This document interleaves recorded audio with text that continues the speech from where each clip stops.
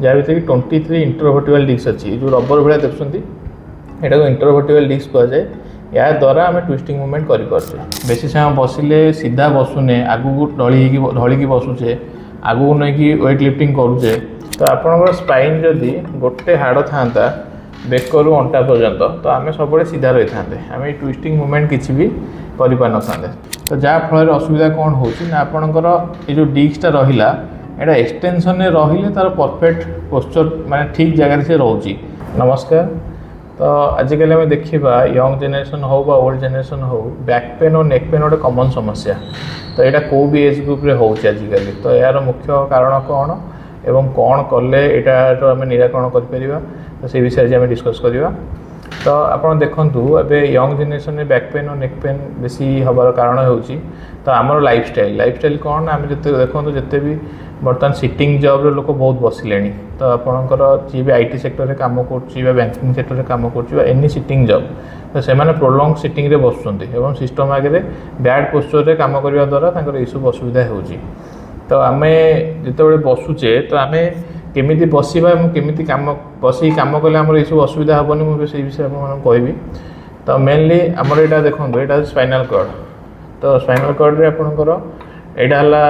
brain ये जो रडटा मझे पास कर स्पाइनल केनाल कहुए ब्रेन रू सब जाक नर्व केनाल देके आम बॉडी को डिस्ट्रीब्यूट होती तो आपणकर स्पाइन जदि गोटे हाड़ था बेकरू अंटा पर्यंत तो आम सब सीधा रही था आम ट्विस्टिंग मूवमेंट किसी भी कर तो आम केमी ट्विस्टिंग मूवमेंट करना ये आप 33 पीस डिवाइड होती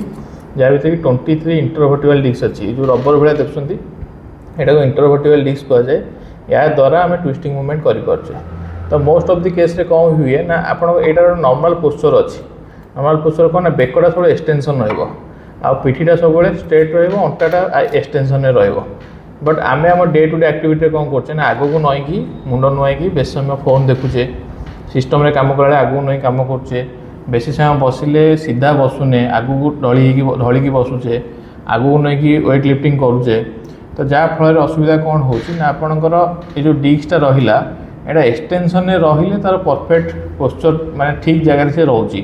तो आपड़ जो फ्लेक्शन एक्टिविटी बारंबार प्रोलंग टाइम धरी कर बेक मुंड नुआई आम इंडिया देखो स्क्रीन टाइम 5 ରୁ 6 घंटा हो गला नॉर्मल स्क्रीन टाइम आम 5-6 घंटा कौन कर बैड पोस्चर फोन देखुचे